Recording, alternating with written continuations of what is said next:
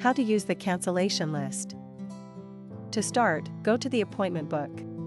Click on Cancellation List. The cancellation list is used as a waitlist to record clients who want to book for a date or time that is already fully booked. Click Add New. Select the client's name. Under Available Date Range, set the date or date range that the client wants to book. If any time of day works, check the box that says All Day. If they want a specific time, leave All Day unchecked.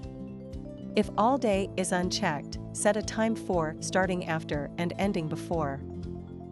Select the service that the client wants to book. If they don't have a preference of service provider, you can skip selecting an employee.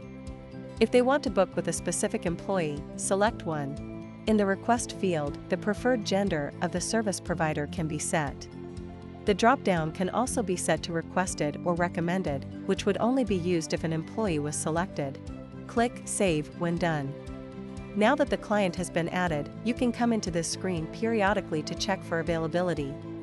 Click the three-dot icon. Click on Check Availability. You can flip through the dates to search for any available times. If you selected any employee previously, you will select an employee now. Click Proceed to Booking. To finalize the booking, you will click Book. The cancellation list area in the appointment book will also prompt you with a red dot to show you how many people from the cancellation list can be booked on the current date. We have now finished going over the cancellation list. Thanks for watching.